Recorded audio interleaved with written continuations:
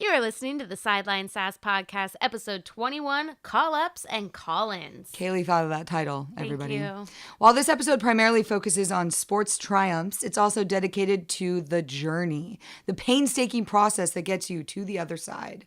We are celebrating that voyage by talking to a few people who know what it's like to suffer for their sport. We kick off things with former Sideline Sass guest and her Padres relief pitcher fiancé, who we were able to watch make his major league debut right here in San Francisco against the Giants this afternoon. All right, let's play ball.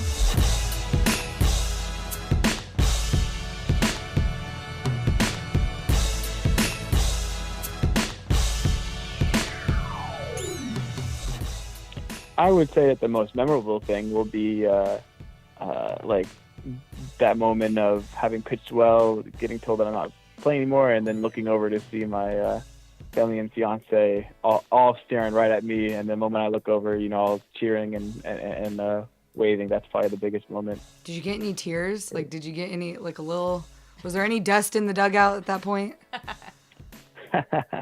Maybe the tiniest bit of a lump in my throat. Okay, we'll take it.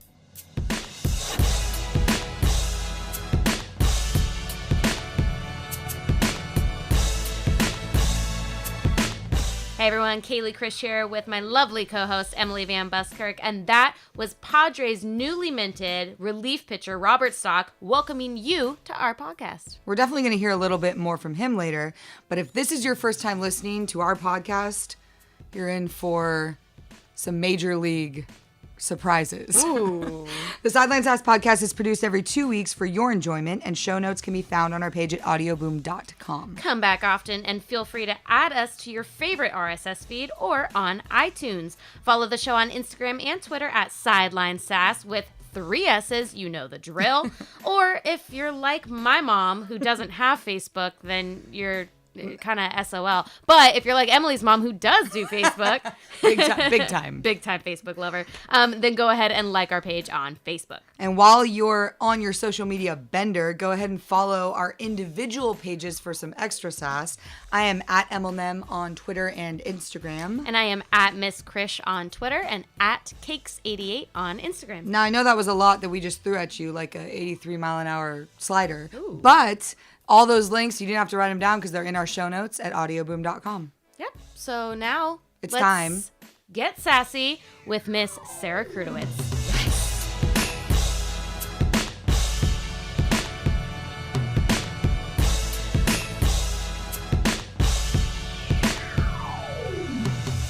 All right, we are back with the sass, fan favorite, former guest, the lovely Miss Sara Krutewicz. I still remember how to say her name. Perfect. Welcome. That was really great. Thank you. She's been practicing all day. I have. I'm just kidding. Oh, good. And Sara is actually here. Well, she's here in the Bay Area. She's unfortunately not with us physically, but we are in the same state, same region, same almost zip code. Almost zip code, yeah. She is here in San Yeah. Francisco. Welcome, Sara. Thank you, ladies. Happy to be back. I know. Well, we are super excited to have you back because obviously we love you, but also, this is a really special time. And because we get to have you back, Robert gets called up. We've been waiting Spoiler Great alert. circumstances. Spoiler alert, we've been waiting for this moment since we met you guys and have been cheering for you the whole time. But, Robert Stock gets called up from AAA here and gets to have his MLB debut at one of the most beautiful stadiums. But, I mean, Petco is a huge rival. That's of true. that. Well, that's another debate for another time. Yeah. That's another time. But he does get to do it here in San Francisco so that we get to come. Yep. So I think that it was all meant to be, really. Oh, for sure. As soon as he got called up, I thought of you guys. I was like, oh, they're going to be so happy. And I got that late night text, and Kaylee and I were planning our day today to do we had stuff going on, and we were like, oh, we got to do the podcast. Like, sometimes our podcasts don't come together until like this. We plan, you could best laid plans, but I got that text from you last night, and I literally called her. We immediately changed all our plans for today, dropped everything to come to that game to see him. And it was spectacular. So I want to hear about... Yeah, what a game. I mean, the game itself we will get into, but I want to hear about, your journey when you guys get the call, and what do you spring into action? Do you book tickets? Who do you call first? That's what I want to know. Yeah. Okay. I'll take you through Okay. yesterday afternoon. Perfect. So Robert has been doing very well in AAA. Yeah. So we were hoping that this was something that could happen. But incredibly difficult because he was not on the 40-man. So we knew it would have to be a big move, which would take like something big happening. And, I'm keeping an eye on the Padres game, which happened, yesterday, right? Oh gosh, all the days are running together. Yeah, they all blend. There was a Padres game yesterday. Yesterday afternoon was a Padres game, and their starter came out before he even started. And I was like, bullpen day, that could be big. Yeah. An unexpected, unplanned bullpen day is always a good thing for a reliever in the minors trying to get called up. Yeah. So for those who don't know, what is a bullpen day? Bullpen day is when the starter does not start and all of the relievers are all hands on deck and have to cover all 9 innings, which usually the relievers only cover, 4 innings, Right. if that. Okay. A little jargon there. So, Got it. yeah. So I had even so after that happened, I had even texted Robert oh, hey, what if they call you up before your game even starts? You can just drive to San Francisco. Completely joking because we knew it was so far-fetched because he's not on the 40-man or was not on the 40-man. And, Dun, dun, dun. right. So, and they were playing in Sacramento, so he was only an hour and a half away from San Francisco. And so, a couple of hours go by, he gets to the field, and then he calls me, and I knew he was at the field, so that was weird. And because he never calls me when he's at the field. And he literally said, I got called up. Can you get a flight? Just like that. Just like it's nothing unusual. Yeah. Yeah. Regular day. Just another day. Got called up Exactly. Robert is very flatline emotion-wise. He does a very good job of keeping his emotions in check. He has emotions, but you would not really know that if you talked to him. But so he was just very I think that whenever he feels very strong emotions, he definitely like homeostasis tries to bring himself back to normal. Right, right. So he was very calm. And what so did I you just say? started sobbing. Oh my God. He just said, I got called up. Can you get a flight? And you then he burst just into let me tears? sob at him. Yes, I burst into tears, and I was like, are you serious? Are you serious? He was like, yeah, they're activating me tomorrow. They're sending a car. Oh my God. It I makes was me like, wanna oh my cry God. just listening to you. Yeah, Kaylee's tearing up as well. Jeez. So God. he, so, that was a short call. And I was like, did you call your dad? And he's like, yeah, I already called them. And so and then let me jump into their side of the story for a second, because his family, his dad, his mom, he has 2 brothers, and then he also has 2 sisters. But his dad and his mom and his 2 brothers were visiting Robert in Sacramento because it's only 6 hours from where they live in LA. Yeah. And so they had just driven up for Thursday, Friday. They saw him pitch on Friday, and then they had breakfast with him Saturday morning and then drove back to LA. So they had driven 6 hours from basically the Bay Area back to LA, and literally 15 minutes after they walked in the door, they had all laid down to take a nap, and Robert called them and told them that they needed to turn around and come back. Oh my God. That's nuts. I know that drive And it worked very out well. because Yeah. it worked out because they were able to bring one of his sisters with them that wouldn't have been able to go, Oh. if they hadn't turned around. So one of his sisters got to come, which was really awesome to have her there. And so that Hashtag was God's plan. crazy. They drove. That's Yeah, Anyways. they drove 12 plus hours. They got in at 3 a.m. and we were up and ready this morning. So Bright-eyed and so after bushy-tailed. Yep. oh my goodness. So they got in fine, and then when I got off the phone with Robert, I immediately am pulling up flights. I wanted to try to fly in that night so I could meet him there, but that was just like That's there tough. were no Yeah. flights. Yeah. It was probably like 5 o'clock when he called me, maybe. So it was just way too late. Plus, I don't know that I would have been able to pack that quickly. I already know I didn't bring enough everything I needed with me. I didn't bring shampoo. But so I immediately am looking at flights, and the first person I called was my mom. And I FaceTimed her, and I was just sobbing, and then she started sobbing. And, Wow. and then I called my dad, I called my brother, and my 2 best friends. And the thing that what happens when you get called up is you're not allowed to Right. you're not supposed to tell anybody. You're not allowed to post it on social media because it's a sensitive thing because other players are also getting moved in these transactions. Mhm. Yeah. So I every single person I talk to, I'm like, all right, but please don't post anything until you see me post something. Yeah. Exactly. And everyone was great about that. But so I had made all my calls, and then I'm, frantically booking flights. I got my flight booked for 6 a.m. the next day this morning to land at 10 a.m. this morning. Yeah. And then we wanted to be at At&t as soon as we could. So I literally got off the plane, went to the Stock's hotel room, dropped my bags off with them, and then we left. Oh, wow. Wow. Yeah. crazy. So I woke up at 3 a.m. to do my hair and makeup this morning. Well, we got to, see, we were fortunate enough to come to the game. We got to see you beforehand, and you looked great. You did. And people can go on Thank you. on our social media. There's pictures of us with Sara there, and we were just seeing you walk up in person. That was the best feeling in That the was world, so good. Yeah, just and giving seeing you a how hug. excited you were. Yeah. And, it was palpable. Palpable. Yeah. Palpable. So as soon as you came up, we were just like, I just felt my adrenaline was skyrocketed.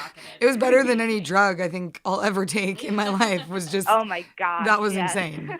I could have lifted a car. Yeah. At that point. It was nuts. Yeah, that was so awesome to be able to see some friendly faces there. Yeah. That was so And good. so you get there and, you guys, we saw where you were sitting, by the way, amazing seats. Did you guys do that, or is that through the Padres?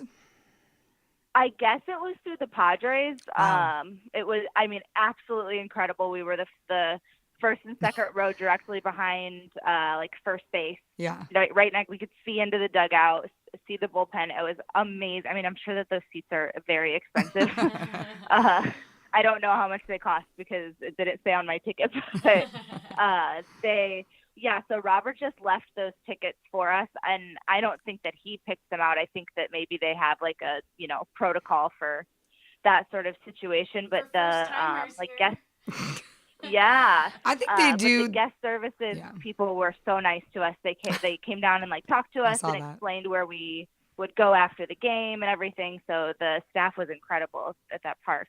And you guys were instantly famous. There's already the video on the internet of, him pitching and you just jumping to your feet. I'm going to make a GIF out of it. That's literally the happiest movement I've ever seen in my life. Dream. Yes, in that you could see me and you could see Richard, Robert. You can see Richard on the front, and then his dad and his other brother behind him, and we all jump up at the same time. Yeah. It's great. We were filming from behind you, so we were actually in the section over to the right and behind you. I was filming you guys from the back, and I could see you do that same jump. So it was kind of cool to be to watch you guys react to his inning. But right. And then why don't you do us the honor here of everyone tuning in? And the Padres ended up losing the game, but Robert came in the 8th inning, correct? In the 11th, the 10th. The 10th, I'm sorry. Yeah, I'm sorry. I was thinking it was the 8th. The 10th inning, because we went into extras. Yeah. So that was the thing, is we didn't know that he would come in. Sarah's texting me, this guy's warming up, We weren't sure. We thought, if it doesn't go to extras, he's not going to make it in, but it did go to extras. So then he comes in the 10th and give us a play-by-play. Take it away. Yeah. Yeah. So, with debuts, usually they try not to put rookies in tight situations. Like that, but the pen was burnt, so they didn't really have many options. But so we were kind of thinking he was only going to go in if it were blowout in either direction. And then we kind of realized, he warmed up once in like the eighth, I think. Yeah. And then they put salmon in. And then he warmed up again. And we were like, when he was warming up with Hand, we knew that Hand was only going to go in if they were winning. Right. He's the closer. Yeah. So we're like, all right, if we don't score any runs here, he's going in. And so we're just sitting there in suspense, like, oh my God, because there were guys on base during that inning. Yeah. We were like, what's going to happen? And that was like a moment where we were like, we kind of wanted him to go in and have his debut, but also that was like such a scary situation. Yeah. But Robert really thrives in tough situations like that. So I think that was probably the best case scenario for him, because he gets himself so much more amped up when it's like the game on the line kind of thing. Mm-hmm.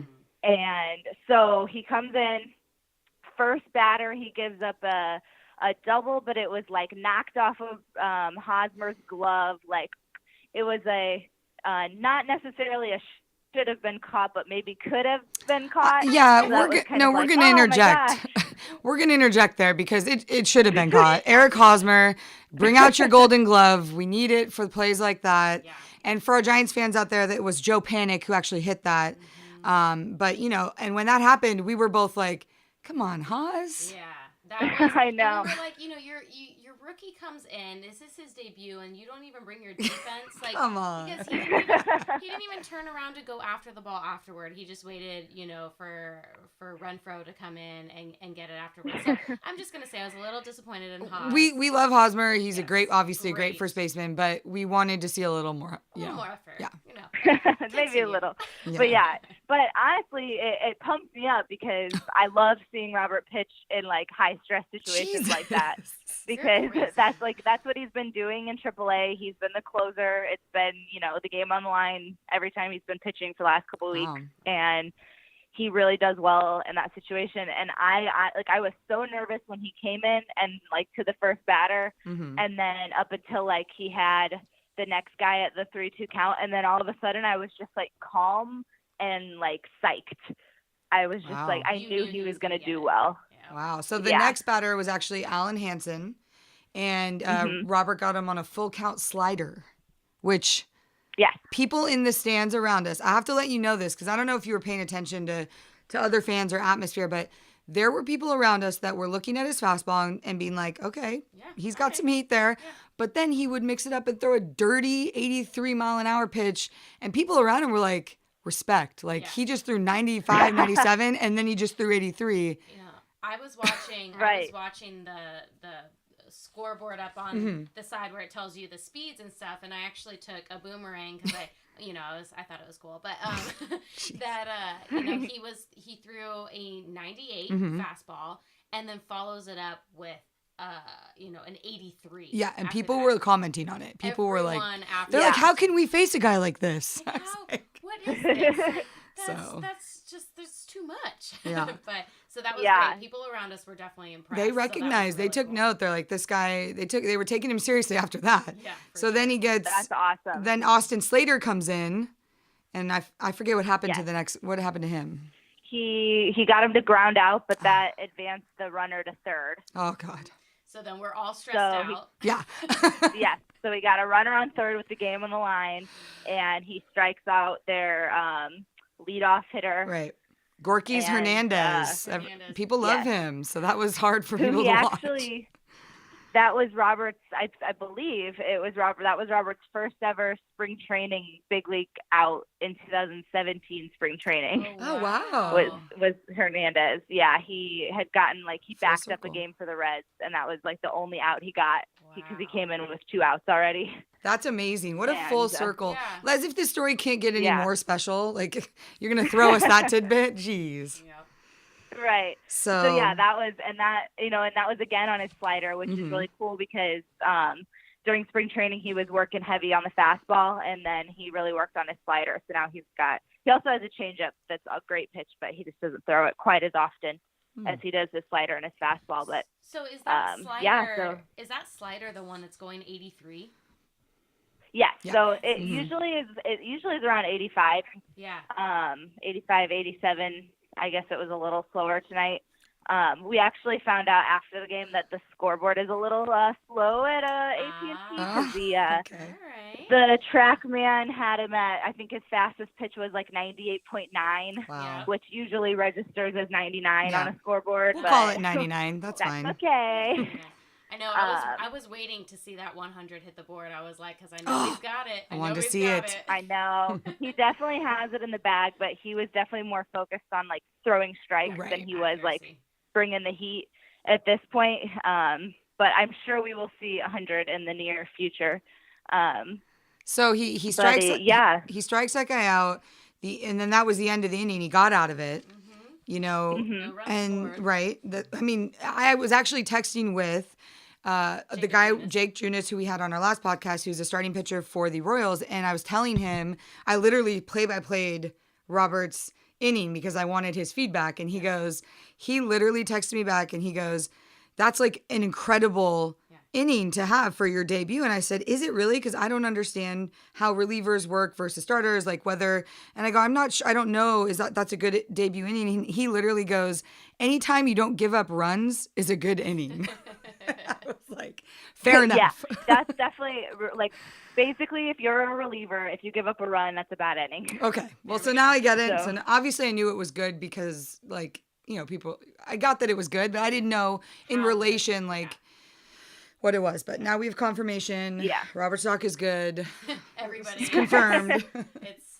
It's been confirmed here first. On the So when podcast. he's walking off he's walking back in the dugout after that. Did he look at you? Like, did you? Not then. Okay. So he could have gone back out if the game had That's stayed true. tied. He would have stayed in the game. So he was still like game mode for that next.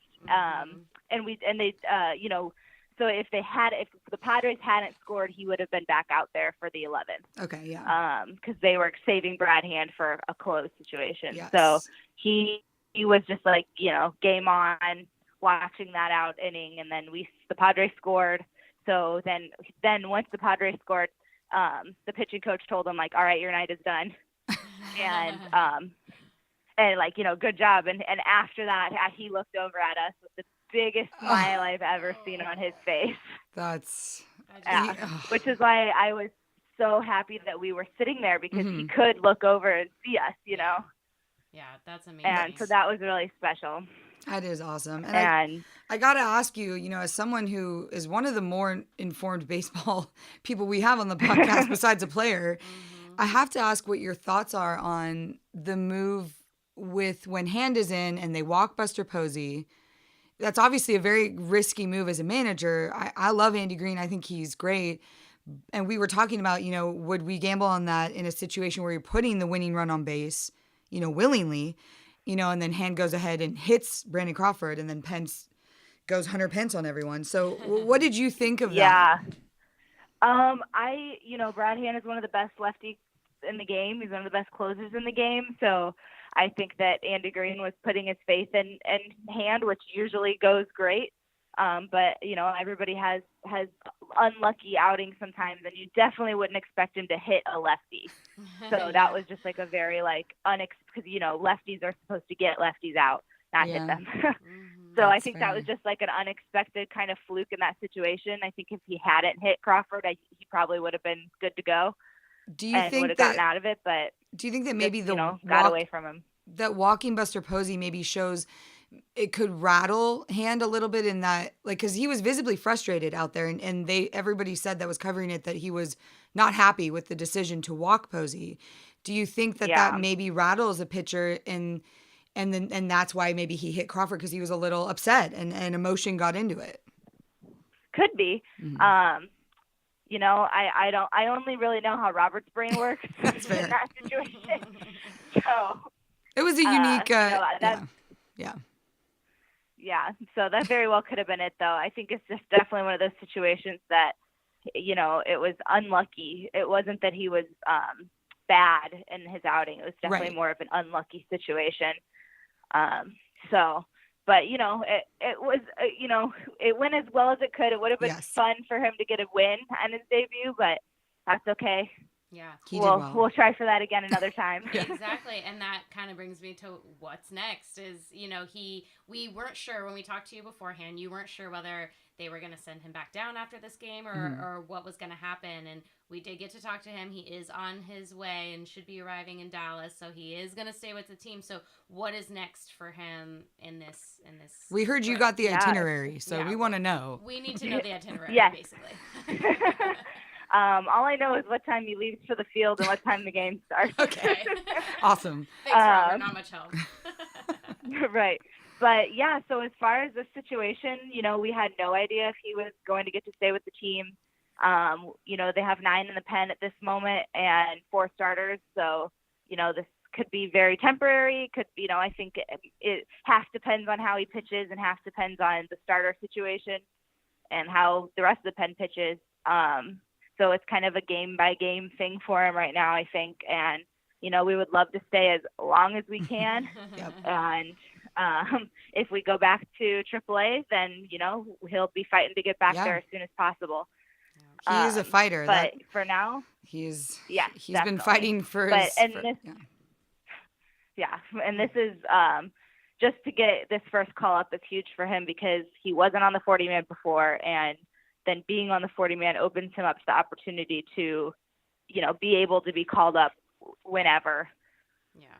A lot easier than if he wasn't on the 40-man. So we're just thankful for that opportunity, and hopefully he gets to stay for a while, and I would love to get to go to San Diego. So yeah. So yes, and we will will also be there because we are following you guys now wherever you go. Wherever you go, we're on that plane. Yeah. And we honestly would really like to have an off day. We haven't had one in a while. There you go. So, yes, his off days have been in AAA. They're often travel days, so we don't actually get time off together. That's tough. Well, we love that you're here in our city. Mm-hmm. We're sad that you're leaving tomorrow, but not too sad because we're excited for you to get to join him and continue the journey. So you're going to head to Texas, right? Mm-hmm. And then from there, it's who knows, right?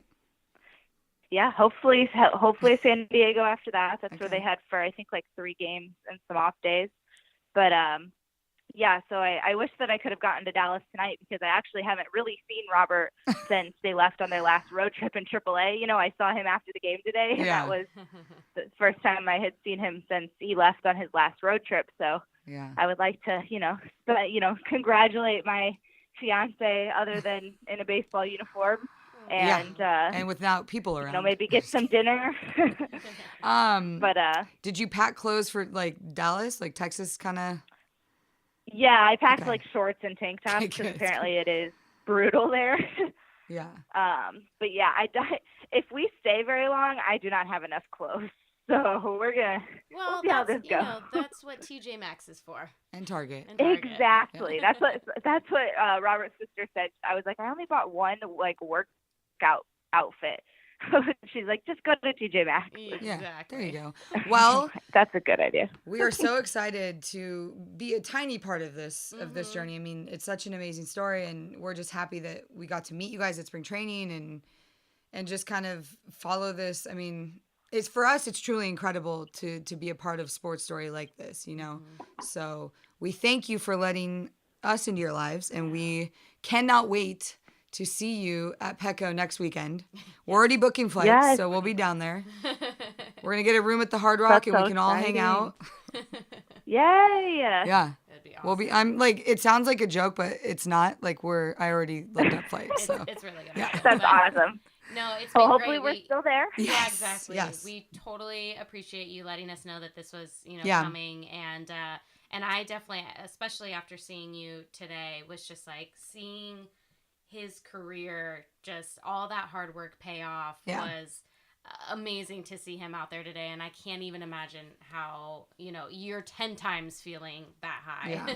So we definitely. You guys are going to make me cry. No, we've been crying. All day. We've been crying all day. And people in the stands around us probably thought we're the weirdos because we're taking boomerangs of him. Yeah. We took every video from his first pitch to his first strike to his first ball. Yeah. I'm tagging him on Instagram. People probably think we're mega fans, stalkers. I'm like, no, this guy is feels like someone that we've just gotten to know, and good people are good people. So, yep. Aw, thank you guys. Of course. Yeah. So thank you for coming on, and we will see you next weekend. Yeah. Positive. I'm positive of it. So positive vibes. All right, sounds great. All right, thank you. Thank you, Sarah. All right, thank you, ladies. Bye.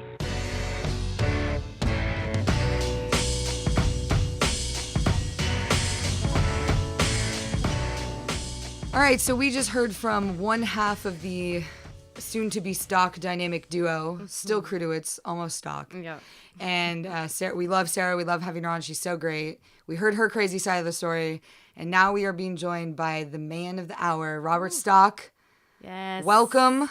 Congrats. Thank you. Thank you. Okay, so for the people that maybe are just joining or you didn't listen all the way through, Robert just had his first major league debut in San Francisco. We were able to go to the game. We got to watch Sara, in her excitement. We got to watch an exciting baseball game and see a really high pressure situation for Robert. But everyone at this point kind of knows your journey, that you've been around the block, the baseball block, around the bases. Oh, why didn't you Emily, start? Just terrible. Dang it. But I would love to hear from you what the last 24 hours have been like. So please let us know.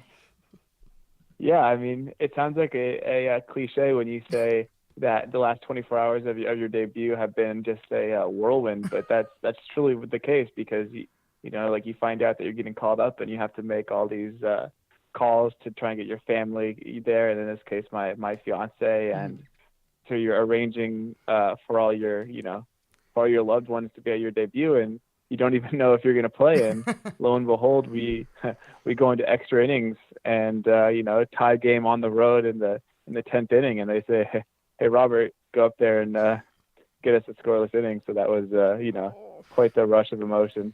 So, Sara had talked about the fact that you kind of thrive in these high pressure situations, and you found yourself kind of in one today. The coaches tell you, get us a scoreless inning, and you had to go in and produce, but you did end up, Joe Panic ends up getting on base, and you end up being in that situation. So how did you stay cool and calm and collected after giving up that run? Not run. Sorry, like, that wait a minute, hit. there were no runs. No, my bad. No, it was like giving up that hit to Panic and having him on second. Yeah, well, it's one of those things where having given up a lot of runs in my career, you realize that there's really there's nothing to be done except for to just go about pitching the way that you do, and you can't let yourself have any added pressure that doesn't help you perform. There's some amount of excitement, of almost nervousness that can help you. Maybe add a little tick on your fastball, add some focus on your strike throwing. But anything more than that, you could be hurting yourself. So just having pitched so much, even in my youth career, playing in the Junior Olympics, pitching in the California high school championship game, all these situations where there's been a lot on the line, and so this is just another albeit largest case of that tonight, but nothing that I haven't or felt before. So you didn't have a panic attack? Oh God. Correct. Even though Joe Panic was threatening to score from second base. I've been waiting all day. She got it in. To say that. I just have to say, seeing Sara today, and just we've obviously been following your career since we talked with you in spring training and everything, and just to see that all this hard work, from being a kid, you said Junior Olympics, going to USC, being a catcher, and then finding yourself finding yourself as a pitcher, and all these things that have happened. And today was that moment where it just kind of like everything paid off. Were you able to sit there and enjoy that moment a little bit, or were you just like super focused? You're super focused until the moment that you're no longer in the game anymore. So for this case, I pitch a scoreless inning, I go into the dugout, but the game is still tied, so I'm going to go back out there if it stays that way. And then the moment we score a run, the manager comes over and says, "Good job, Robert, you're done," because our closer is going to come in. So at that moment, then you can let the you've been holding yourself very stoically and focused, and once you're done, then you can kind of relax and take in what just happened, which in my case was a 10-year minor league career culminating, at least so far, in a big league outing and a successful one. So Sara said at that moment that you knew, you turned over and you gave the family a smile. Do you remember that, or is that like a blur? Yeah, I do. That like what a feeling, probably, like the most proud feeling I've had of, still knowing that my family and fiance are over there, and I pitched well, and they're cheering me on. So, of course, before, when I'm still in the game, I'm not going to let myself look over there because I'm trying to stay focused. But yeah. And they have kind of a cool, once I was done, then I could. They have a cool story. They were Sorry? actually watching you pitch in Sacramento because you were up there with your El Paso team and you're pitching against the River Cats, and they came and saw you all the way from, down south. They drove 6-7 hours. And the story about how, you got the call and they came back is pretty cool. We'd love for you to tell kind of how your family made it back to At&t Park. Yeah, so my family had been in Sacramento where I was playing in AAA. They saw me pitch, and then the next morning we had breakfast together, and they said, "Okay, well, you pitched tonight, so we're gonna head back home." And I'm pretty sure that we might have jokingly even talked about the possibility that if I get called up, that would be quite the journey. And then lo and behold, I go to the field. The manager calls me into the office, tells me I'm getting called up. I immediately call my dad, who had just got out of the car maybe 10 minutes ago, and that's like a 6.5-hour drive. Yeah. Hey, Dad, I'm going to the big leagues, and he was very excited for me. At the same time, it was also like a deep breath of like, oh my gosh, back I'm in the about car. to do the same Everybody drive back. again. Yeah. So they drove up. They got into town at 3 a.m. They watched the game, and they're almost back home, back down to Los Angeles right now. And I just talked to them, in fact, before we talked, and they sound about as exhausted as one can be. I'm sure. Now, going into the manager's office, you pitch and you've been doing really well in AAA. You get called into the manager's office. At how far into knowing you were walking into that office did you think, oh, this might be it? I could be getting called up. Yeah. Almost immediately, I know I've been pitching well, but it's throughout my career, mostly when I get called into the manager's office, it's because I'm getting released or sent down to a lower level or something like that. So it's a nice change of pace. Quite a good feeling to know that only positive things could come from this meeting. So we were lucky to meet you in spring training, which was so fun to watch. It was our first spring training, so it was cool to be able to follow stories like yours and Rafi Lopez and the whole catcher battle at the Padres. And one of our favorite things was when we watched you in one of the spring training games strike out Chris Bryant and Anthony Rizzo back to back. I mean, we were there for that, which is crazy because, you're cited as, oh, that's one of your finest moments. How does something like that compare to something like today? I think that moment in spring training was a good eye opener to, you spend even though I'm probably older than those guys, or at least Chris Bryant, but Me too. We feel you. You see them on TV doing incredible things in the big leagues, and of course I had never played above AA, so to go out there and strike those guys out, kind of that's a lesson that, hey, these guys are good, but so am I. So I just gotta try and go out there and be better than them in that one at bat. So today, and you're in the situation. Obviously, we already described a little bit about it, but it was not a straightforward inning. You had to definitely navigate a little bit, but like Sarah said, that's your specialty. Was there a moment when Hedges maybe called something, you shook it off, or how much when you go into your first major league outing like that, do you rely on the catcher versus what you're feeling? I think I might have shaken. I don't know. Shake it off. Shake it off. One pitch, but mostly, I know that Hedges has been, firstly up in the big leagues for the last couple of years. I'm sure he's seen those guys and has a much better feel for them than I do. So I felt really confident. Just whatever fingers he puts down, that's probably the best pitch to throw. So that's a good feeling. Yeah. So at this point, you get your first debut out of the way.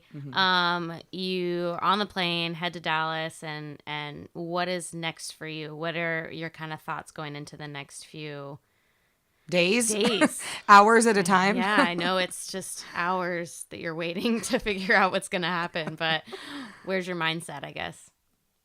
Oh, my mindset is it's immediately on, okay, well, what do I have to do to go out there and have another successful outing? So, what do I do for my, keep my arm healthy, keep my body healthy, eat well, get enough sleep. It's during baseball season as a player, it's a 24-hour constantly questioning yourself, like, what could I be doing right now to be feeling good, feeling healthy, getting better, so that's So what are you doing? Are you in the ice bath or what's going on?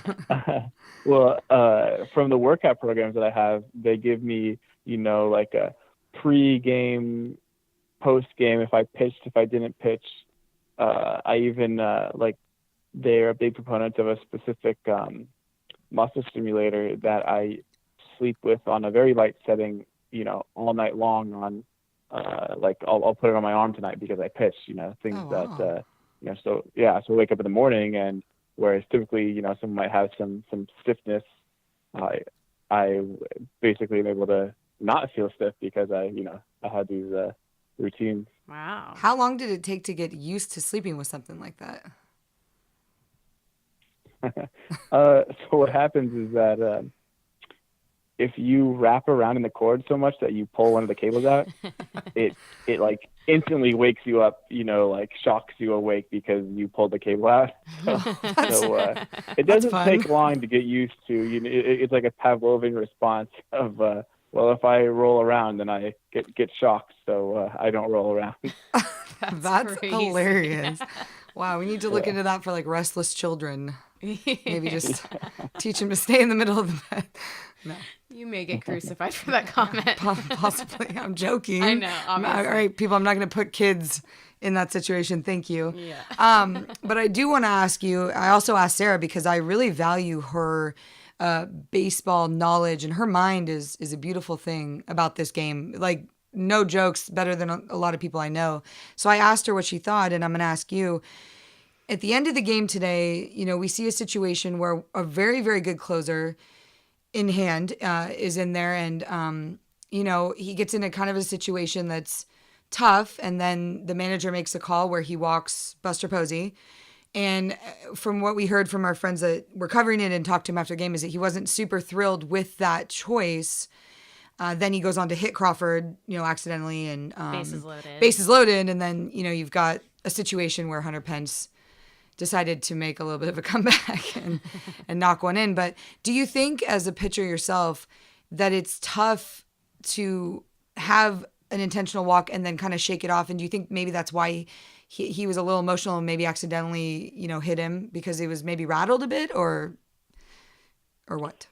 I can't, I don't know Brad very well, except that he's a phenomenal pitcher. So yeah. When I see him let a breaking ball get away from him and I hit a batter, all I can think of is that, it's such a incredible breaking ball that, you can see like he's putting so much energy and torque into the ball that if it slips even a little bit, that's probably going to be the result. So, I don't know. But so far as an intentional walk that you may or may not, agree with, I think that any pitcher would tell you that because that's something you don't control, right? That, even if you have a moment of, why did that happen? Like you can't let that creep into your head because, that's nothing positive will happen from you stewing on that. That's true. And it is very mental when you're out there, and that's true. So I did want to say, I saw, I think a comment maybe you had made that you had said you weren't really fazed by anything yet, but you thought that maybe it would hit you when you left the bullpen to go actually out onto the mound. So do you think that happened? Did you have that realization of like, oh my gosh, it's happening when you left the bullpen walking out onto the mound? I did not. It was you didn't have it. It was only like we discussed earlier that only when the coach tells you, hey, you're done, you're out of the game, do you then, think about what just happened. But before then, it just feels like any other stressful situation that I pitched in. So was there one I mean, obviously, you're going to look back on this day as something incredible. And we hope our boomerangs on Instagram helped capture the moment some for of that you. because we were doing it like crazy people. Like, we were very happy and excited. Yes. But you look back on this day and maybe you don't remember some things. You'll probably remember the double-decker bus, I'm assuming, because that's unreal.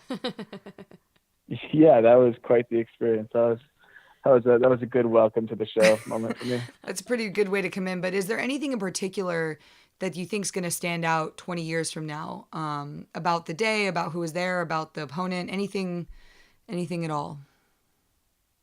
I would say that the most memorable thing will be like that moment of having pitched well, getting told that I'm not playing anymore, and then looking over to see my family and fiance all staring right at me, and the moment I look over, all cheering and waving. That's probably the biggest moment. Did you get any tears? Like, did you get any, like, was there any dust in the dugout at that point?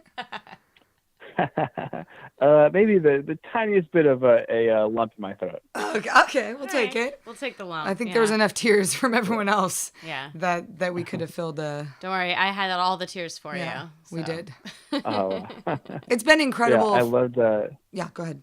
Oh, well, I saw, I think Sarah shared a video that I'm assuming one of you took of right at the moment that the inning ends and I got a strikeout, where you see my family erupt amongst the sea of quiet giant supporters. Yeah. That was a good video. It was awesome because that actual video from the front is now viral because it was a real video camera taking it from the MLB or whatever it was. So they were able to show Sarah and your brother and your dad, jumping up in a wave-like motion, just cheering. But we were behind them, so we got to see them watching you coming off the field, and we had like a different perspective. So it was very cool for us to see both of you guys just happy.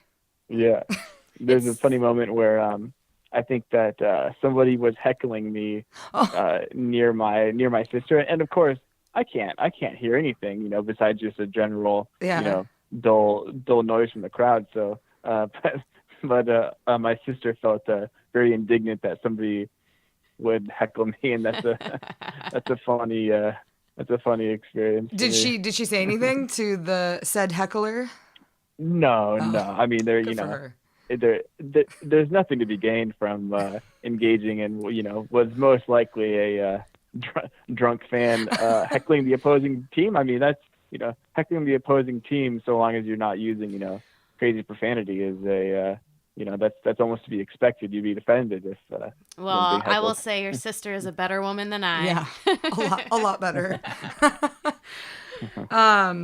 We actually, where we were sitting, I want to say one thing first is that when you were throwing, the people around us, there were people that knew your name and knew who you were, and so they were saying, "Oh, Stock," and we could hear it, but we were so focused. But I was listening, and you would throw a 98-mile-an-hour fastball out there, and then the next pitch is an 83, slider or whatever it was.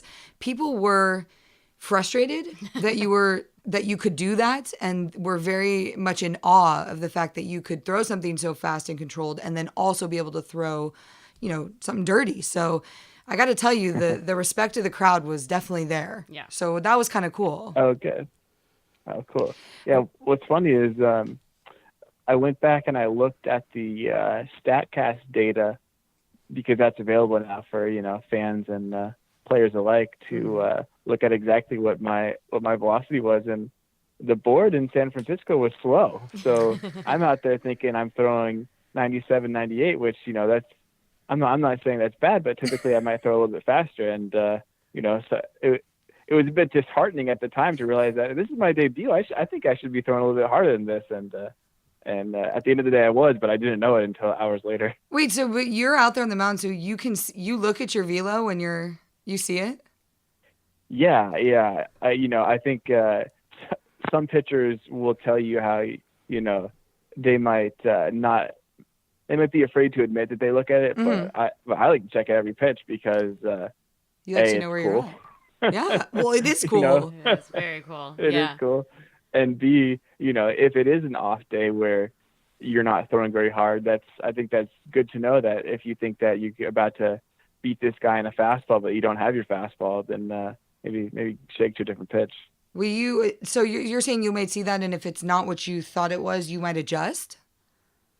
Well, there's some days where you're feeling fine, Mm-hmm. and you wouldn't have any reason to suspect you're throwing slower than usual, and yet you are. So if you can check the board and know when those days are, then you can know that, okay, I'm not bringing it like I usually do, so I might have to change my plan accordingly. That's pretty cool. That's awesome. Yeah, I wouldn't have even thought about that because I love watching the miles per hour, and Yeah. I kind of kept my eye on that. And you and I and Sarah and Emily have all talked about you hitting 100 and Yep. how 101, seeing that is just Yeah. like a really great feeling and all that stuff. So I was paying attention to it because I was like, I know he's got it. I know he's got it. Is he going to hit the 100 today? So I was keeping my eye on it. Yeah, I'm not trying to make excuses, but when I see it saying 97, 98, and I feel like I'm giving it all I can, then you kind of stop trying. You're like, all right, well, I won't be throwing any hundreds today, so I might as well just focus Settle on in. those things. There you go. Yeah.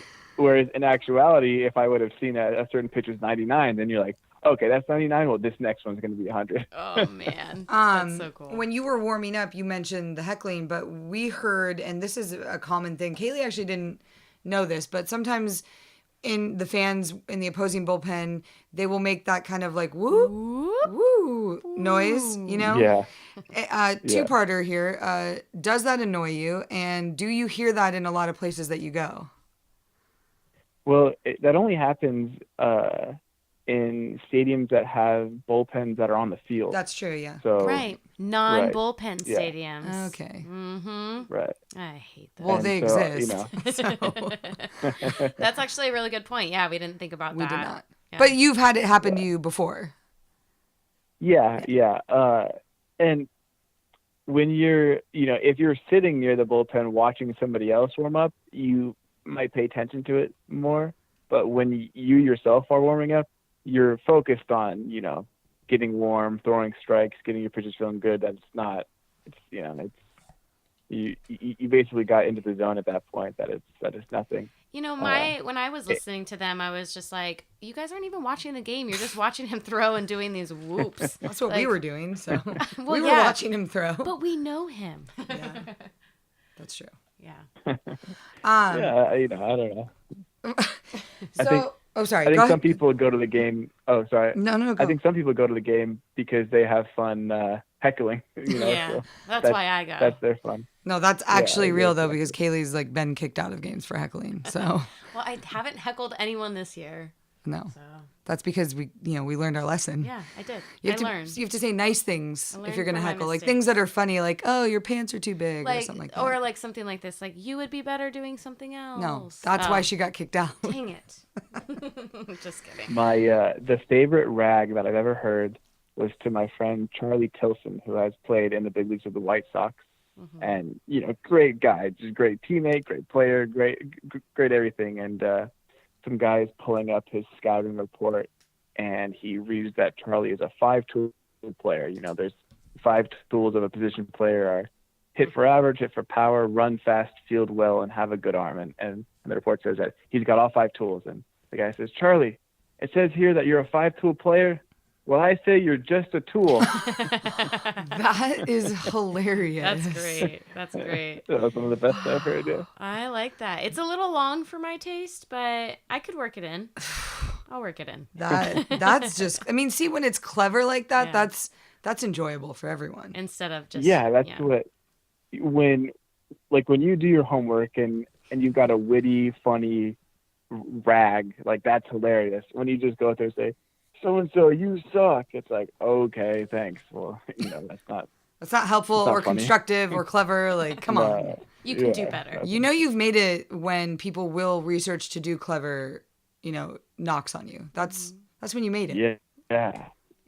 When I was in college, it was when 2007, 8, 9, like Facebook was still like a huge thing, and I remember being at Same. University of Arizona, and all these fans, these Arizona students, would sit right next to the opposing team, and they would pull up the person's Facebook. Twitter wasn't even really a thing, and they would just scroll through all the things that you like were interested in and just rag you based on, Oh, man. That's like, brutal. Smart. That is just brutal. Pac-12, man, it gets nasty, right? They're smart over there. So we just want to ask you, two more things about the majors, and then we have some non major league questions that we want to knock out. But I think first and foremost, now that you've kind of had your debut and you faced Panic and you faced Hernandez and all these people, but who would you say is a batter that you are looking forward to facing? Well, I was looking forward to coming back out for that second inning because I was going to face Belt, McCutchen, and Posey. that's It's a huge lineup it there. doesn't get better than that, I don't think. That's pretty solid. Pick your poison on who's the most dangerous at bat. But there's certainly, I think any competitor would tell you that even though they're really good and you're not going to succeed every time, just being able to experience the challenge of pitching against them sounds like a lot of fun. What would you have thrown McCutchen first pitch, do you think? Whatever finger I just put down. Whatever Austin tells you. Fair. Got it. Whatever finger he put down, I would throw it just, really hard, fastball or slider. Just make sure you throw it hard. Everything into it. All right. The other last baseball question is there someone in the bigs, like a reliever like yourself, that you kind of have watched the most closely, that you admire their career and you emulate them to a degree? Someone that's kind of a guy you look up to? I mean, I watch a ton of relievers and admire, so many different pitchers. But I think my favorite guy to watch is Craig Kimbrell, closer for the Red Sox. Yeah, that's a good He's one. got, upper 90s, touch 100-mile-an-hour fastball, and a devastating, I think it's actually a knuckle curve, even though he throws it so hard that it's basically a slider at the same time. So he's probably my favorite guy to watch. So now we have to ask you this, because the next segment of our podcast, we're having on a girl that's been covering Oregon State in the College World Series. And you, of course, went to USC. So not exactly a rivalry, but, their baseball has been great as of late. And USC has always been more or less a great program, In all athletics. In all athletics, yeah. So have you watched any of the College World Series? I'm not a big fan of collegiate sports. All right. Just in general. From playing in them? But not because I played in them. I just know that they're basically selling you a product that is not as good as the professionals. So it's like, you want to watch a sport played by amateurs or by professionals? And for me, the answer is the very best people are the people I prefer to watch. Right. That being said, if a game's on and I'm watching it because it's what's on TV, I will always root for the, firstly the West Coast team, and then the Pac-12 team, and then obviously the California team, and then narrows USC and narrows and narrows. trumps all, yeah. But would you ever cheer for UCLA in any situation?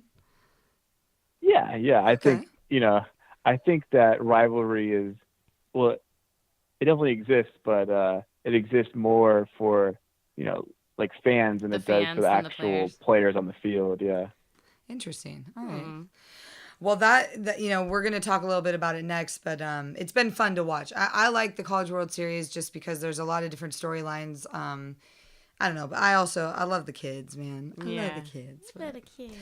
My last question for you, because it's Sunday night, and you probably know this is coming because we've talked about this on Twitter, but the season of Westworld is coming to an end tonight. I know. How do you feel about that? I'm waiting on.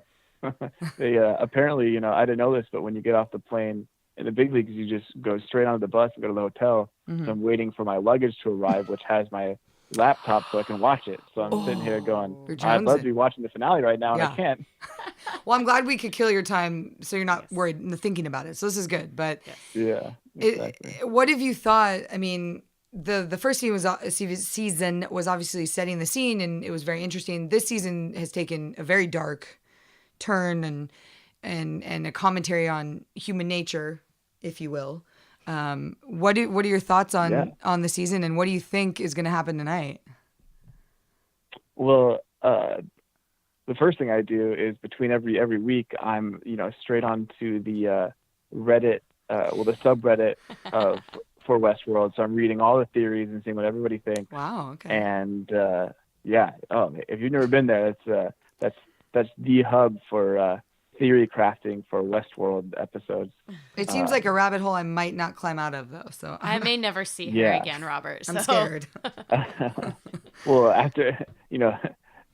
after tonight, then you'll have months. That's true. Or hopefully not years of getting to theorize for next season. But that's true. I take pride in being kind of a source of conversation the following day. Guys that like Westworld on the team will know that I also like Westworld, and I've probably done my homework. So I'll come, hey Stock, what do you think about this or that? What do you think's gonna happen? Like, well, according to the Reddit on Westworld. Here's my theory. That's awesome. So you're like all in on this stuff. So, but that's what I'm curious about. Like, for my opinion, I love the first season because it gave us the why, and now we're kind of getting the how and the reason, but we're getting behind the curtain per se. Like in Wizard of Oz. Yeah. But it's a lot gnarlier than I thought it was going to be. Like, I knew the show it pushes a lot of stuff, but are you at all surprised by any of the developments? Well, it's first off, it's created by one of the Nolan brothers and his just as intelligent wife. So I wouldn't expect anything less of them to come up with a very cerebral and interesting show. And I think that I've read an interview that when they started season 1, they had very briefly mapped out their plans for, I think, maybe 7 seasons worth. So they've been putting stuff in the works. Yeah. So stuff that's in season 1, it's no coincidence that it fits in perfectly to season 2. And I'm sure the following seasons as well. We're not even scratching the surface then of the intricacy of these. I mean, I thought this was mind blowing. This season is hard. Like, sometimes I got to rewatch the episodes because there's a lot of nuanced things. I can't even imagine what a season 5 would look like. Like, where is everyone? Yeah. I don't think anybody can except for the creators. So that's true. Just, tune in and find out. Exactly. And if you ever have questions about Westworld, please tweet at Robert Stock, and he'll give you the breakdown. He'll hook you up. And I will be happy to provide you the link to the Reddit. Yeah, but what if someone doesn't understand it? They're going to need you to explain it to them, like me. Well, that's I think that's a common thing that you see on the internet is that for the people who did their own research, why would they want to give you the easy answer? Like, hey, I had to do the hard work. I had to, dig through the trenches for this info. I'm just going to offer it up to you. Yeah, That's very true. Do you ever engage in any, do you comment or ever get into discussions on the internet that are contrasting ideas on the show?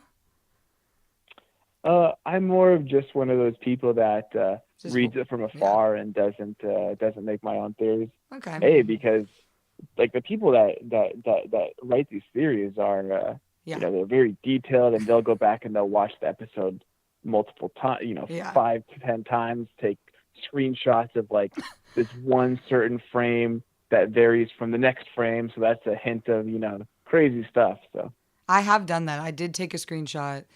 I will admit this. I watched an episode once when they first showed the kind of oil rig looking thing out in the canyons in the desert. Right. The first glimpse of all that stuff, I took a screenshot and I definitely looked at it for a long time trying to figure out what was going on. Yeah. But that's it. That's about as nerdy as I get for that. Well, nerdy enough. This has been the most enjoyable 33 minutes. Yes. Also, my emotions are just fried today. I've been on such a excitement and then, waiting around and then excitement and waiting around. So I'm sure you are absolutely exhausted. You must be tired. Yeah, it's one of those things where you spend an entire day with your emotions running high and such crazy things happening. And then you get back to your, I'm just lying in my hotel room bed, just zonked out. You feel like a zombie. It's weird too, because you're surrounded by so many people today. At every juncture, everyone's so excited to see you and take pictures and be around you. And then I can imagine that after the game in the hotel room by yourself, that's probably such a stark contrast. It's probably a little jarring or maybe a little relieving. I don't know. But that's always interesting to me about that part of professional athletics. Yeah, it's that's a common. Well, that's a topic for an entire podcast Oh, okay. series of Okay. the ups and downs of being an athlete or an entertainer, and what that Yeah. means for if you think that your life should always be these incredible highs, and for some people that leads them to do negative lifestyle change or choices, blah blah blah. But for me right now, it feels good to be relaxed and outside the storm that was today. I'm glad. We like to hear that. If you should start a series, like, I don't even remember Brian Wilson. That name rings a bell to anybody, but he had a web series called Life of Brian. Have you ever seen this? No. Have you seen that, Robert? Well, I've seen the movie Monty Python Life of Oh, Brian. no. Okay, but one of so my favorite comedies of all time. it's a great movie, Yes. and I'm not sure whether he intended that to be simpatico. I don't know, but you should Google, like tonight on your phone while you're waiting for your computer, Google Life of Brian from Brian Wilson. He did a whole series of things he did in his hotel room after he would get back from games. And he had all this time, and he's by himself, where he had like a teammate help.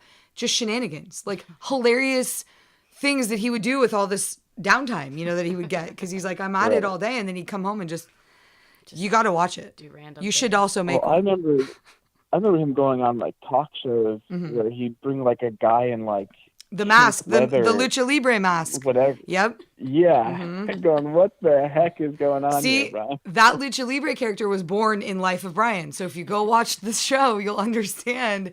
He was an odd guy, man, but he was entertaining. Hey, you pitchers are weird. Yeah, you guys are weird guys. Not you, though. No, not you. Not you specifically. Oh no, sorry. Because I wholeheartedly agree with you. I'm just like, yeah. Oh, yeah. yeah. He's No, over yeah, there. we're weird. We can't see you nodding, so you have to verbally nod. That's it. Awesome. Well, thank you. Haven't told me anything I haven't heard or Yeah. don't agree with. Yeah. Well, we're excited for you to be in Texas. We can't wait to see what happens there. And we told Sarah, if we see you in San Diego next weekend, we're coming down. So get ready. Heck yeah. yeah, we can't wait. We will have some I'm going to read the Reddit so we can have some in-depth Westworld conversations when I see you face to face. It's going to be epic. Yes. Deal. And I'm going to design t-shirts. So. Yeah. All right, Robert, Each thank one. you so much. And good luck the next few days. Thank you. Thanks for your support today. Of course.